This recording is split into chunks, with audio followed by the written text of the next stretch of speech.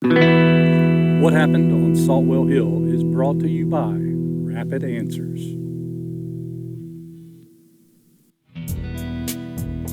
On January 7th, 1949, 30-year-old Tommy Vandiver was seen walking up Saltwell Hill toward the home he and his family were living in at the time. This was the last time anyone ever saw Tommy, his 44-year-old wife Beatrice, or her 17-year-old daughter Wanda. What happened to the family of three? Well, that remains a mystery even now, 70 years later. In this podcast, we'll explore the events surrounding the story, the people involved, and what the community, families, and public opinion believes happened on Saltwell Hill. What Happened on Saltwell Hill is written by Roger Hunter. Co-hosted by Garrett Altmeyer. Original music by Luke Miller. Produced by Lake Shack Productions.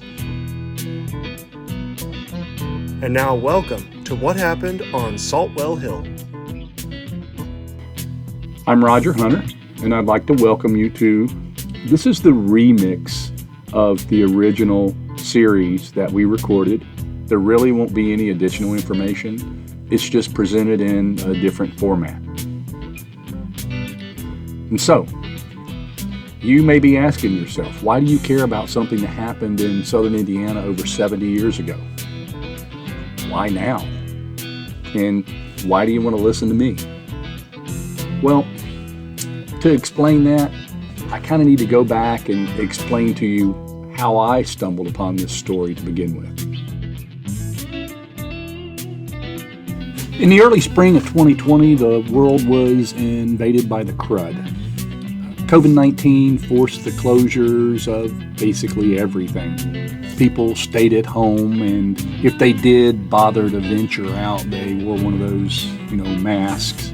But there were some of us who didn't take this very well. Tired of being told that we couldn't go anywhere, we couldn't do anything, we turned to nature. Yes, for the first few months, most of the national parks and state parks had their own restrictions in place. But when the parks began to open back up, I and a lot of other people, we took to the trail.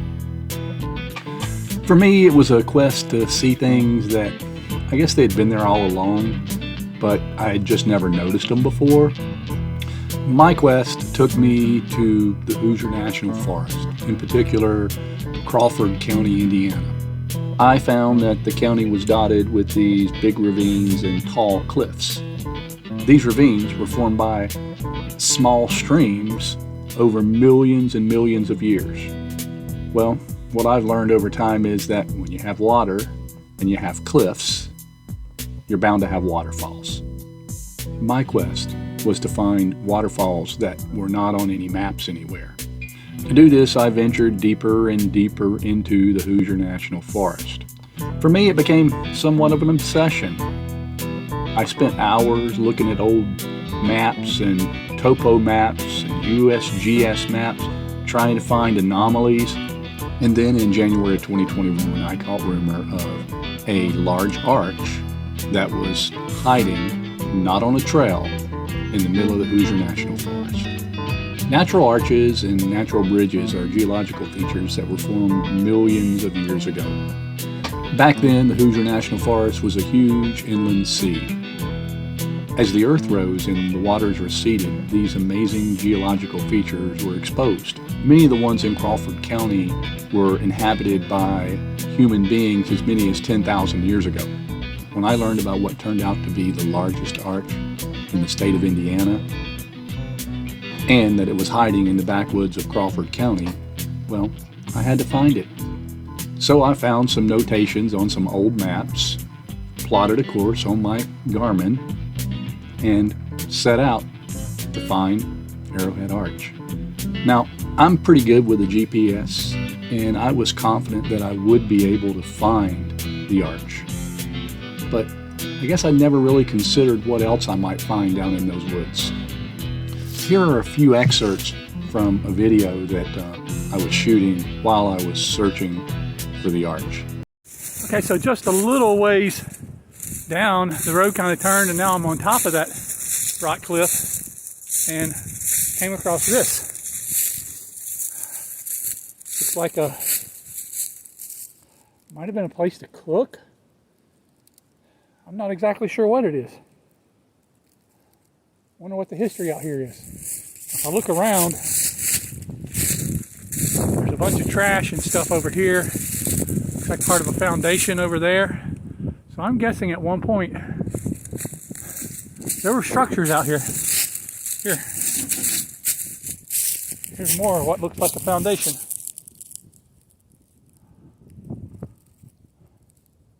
But it's a block, a cinder block right there, so not something ancient. I don't know what it is. Are you ready to take charge of your future and provide peace of mind for your loved ones? Look no further. Welcome to Rapid Answers Life Insurance, your trusted partner in safeguarding what matters most. At Rapid Answers Life Insurance, we're committed to helping you make the best decisions for your future. We pride ourselves on transparency, simplicity, and unparalleled customer service. With us, you're not just a policyholder, you're part of the Rapid Answers family. Your dreams are worth protecting, and we're here to make it easy. Rapid Answers Life Insurance, your pathway to a secure and worry-free tomorrow. Don't wait another moment to secure your loved one's future. Visit our website at www.rapidanswers.life to get your free, no-obligation quote. Experience the ease of securing your tomorrow with Rapid Answers Life Insurance. Again, that's www.rapidanswers.life. Encompassing over 200,000 acres, the Hoosier National Forest is now predominantly covered in dense woodland, a stark contrast to its historical landscape.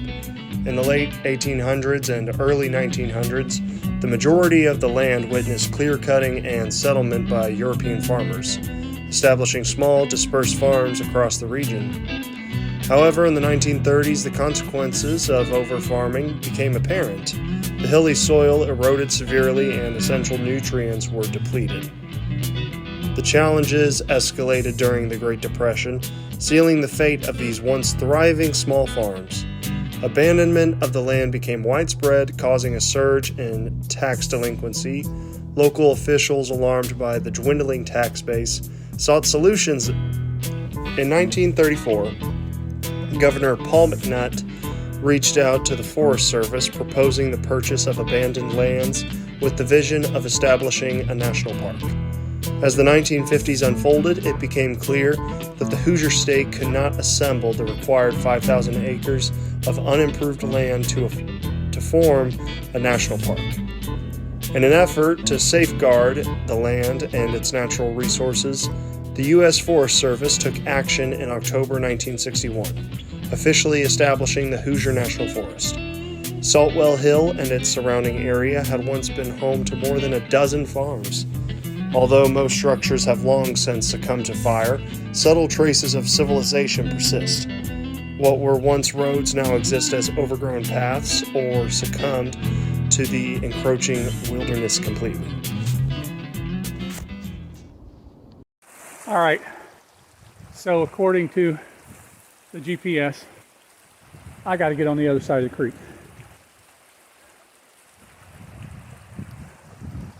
My feet are probably going to get wet, but I'm going to walk upstream a little more and see if I can find someplace that might be a little easier to get across. All right, so I'm a quarter of a mile from destination according to the GPS. The trail is really not a trail anymore. I can tell that there used to be a trail there, but yeah, was a long ago history. But the GPS is leading me right up that same ravine that looks like it used to be a trail or a road or horse path or something a long time ago. So I'm gonna keep going in this direction.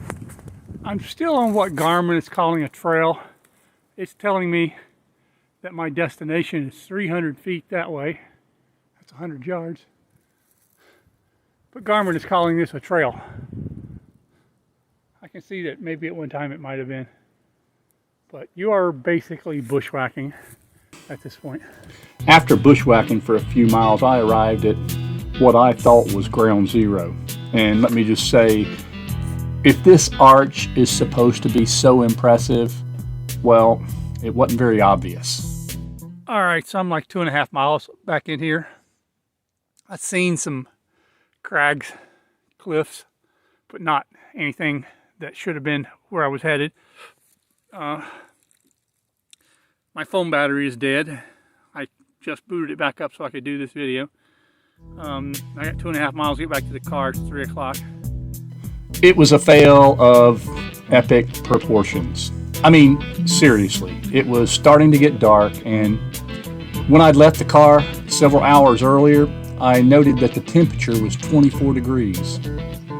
I was, of course, dressed in warm clothes, but with the sun going down, I knew that I'd better get out of those woods pretty quickly. Otherwise, I would end up stuck there. You know, in retrospect, that last recording could have been one of those videos where they find somebody goes missing and all they find is their phone and videos. Anyways, a couple of days later, I took some friends of mine to a place a few miles away that I had stumbled on a couple weeks earlier. While they were exploring around one of the waterfalls, a gentleman came up the trail.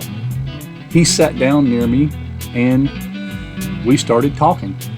I told him my little story about how I had gone out looking for the Arrowhead Arch, and he got real quiet and he looked at me very seriously as he told me that I had been over a mile from where I was trying to go. He said, "The maps are all wrong. They did that to keep people away from there. It's on private land, you know." When I acknowledged that I knew it was private land, he then asked me, "You know about them people who went missing up there, right?" Well, he gave me a couple of names and told me to look it up online. And then he gave me directions to the arch. And we found the arch later that day. And it was amazing. And it is still on private land. So when I got home, I went to the internet. That's the first place you go, right? I typed in the names I had and started doing some research, and I found there really wasn't a lot out there. That caught my interest. A few days later, I found myself at the Crawford County Library talking to the librarian, telling her what I was looking for, and she had no idea. She said, "I've heard a little bit about that, but we don't have anything about that here." She said, "Why don't you go over to the Crawford County Historical Society, and I think there's some information they've got over there. Maybe they can help you out." Well, there I found a few more newspaper articles than I had found online, and some pictures that were very interesting. But really what I found was that, again, there just wasn't a lot of information out there. So I took the information that I had and I went over to the county courthouse and started doing some research on land ownership and things like that. And then they told me to go to the archives. And I found the archives in the back of this little old building, digging through books and books and books that were stacked to the ceiling. And I was able to find a lot of information about what had transpired before and after the events of 1949. And additionally, I was able to get the names of a few people who were actually alive in 1949 when all of this happened. In the days of the internet now, it's pretty easy to find if somebody's still alive or not, and usually where they're located at. And so I set out to get more information. Let me be clear here. I don't recommend anybody go knock on strangers' doors unexpectedly, especially in southern Indiana, in the middle of nowhere. But I kind of felt like I was on a mission, and I had enough information to be dangerous. So that's what I did. I went out and I started knocking on doors, and I met several people, and I spent time with those people, and I talked to them, and I heard their stories, and I got to know them.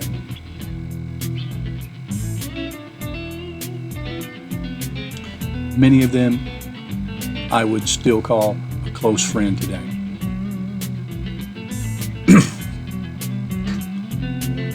But the other thing was, the more I learned, the stranger the story got. Okay, now, so I've given you the background, so let's talk about those 3 questions. Number 1, why should you care about something that happened in southern Indiana over 70 years ago? This is truly one of the strangest stories I've ever heard in my life. And while it's truly never been solved and probably never will, that's what adds to the intrigue. This isn't just a story about missing people. It's a tale of romance and deceit, armed robbery, boat theft, car theft, jewelry theft, dog napping, arson, jailbreaks, letters with secret messages. Oh, and yeah, missing people. There are a lot of unanswered questions, and I hope that by bringing this story back into the public light, maybe we can find some answers. Maybe there's somebody out there who can help us to fill in some of the blanks. Okay, the second question. Why now? Over the past 30 months that I've researched this story,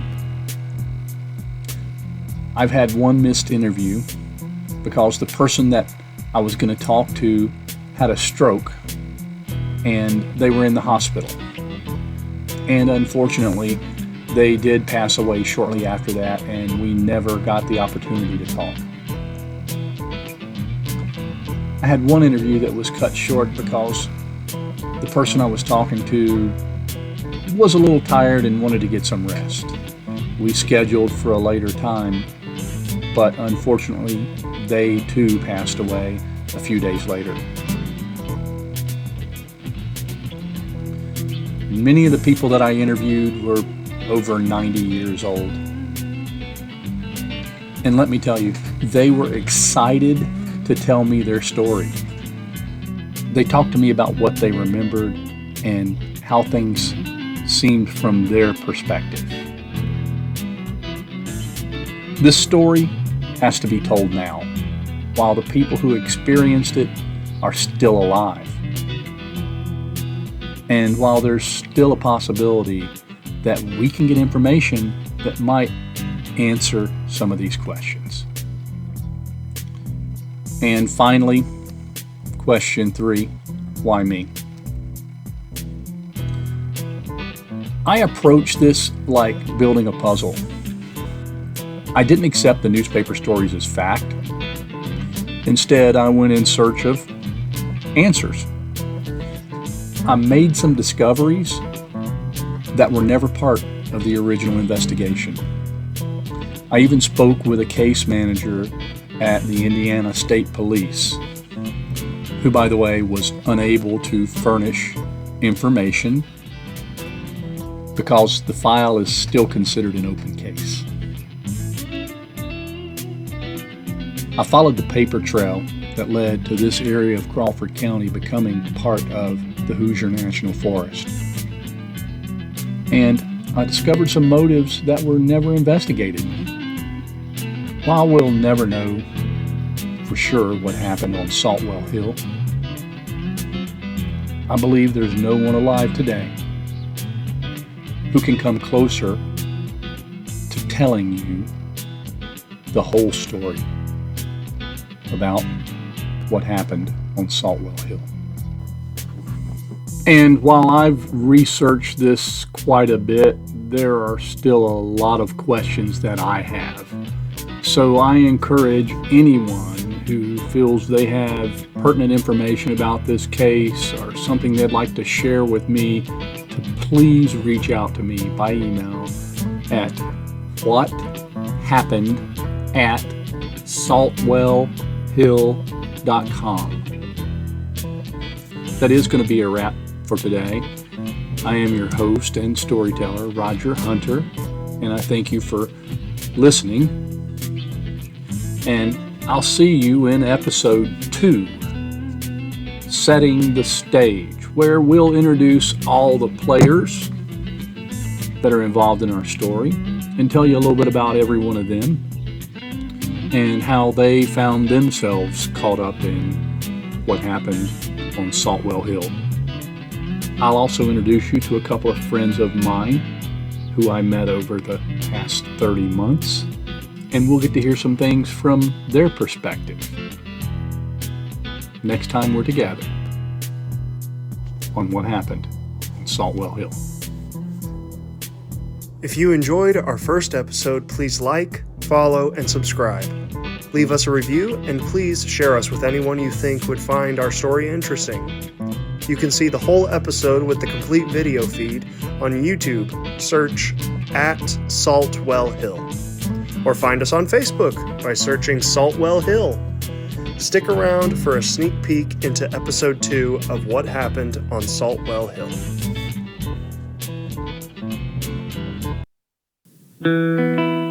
What Happened on Saltwell Hill is brought to you by Rapid Answers, life insurance made simple.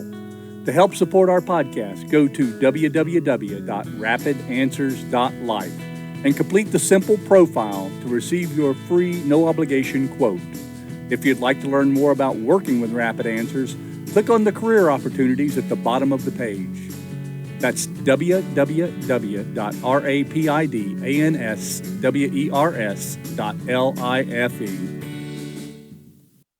They walked up this hill, which is Saltwell Hill, I guess right here. They walked up Saltwell Hill after going to get the mail. And was it you or your brother or your dad? Who saw them? Mom. Your mom was the last person to see them. Went right by here and never saw him again. Wow. Okay. I can't wait to introduce you to my friend Gerald Hughes in episode 2, so I'll see you there.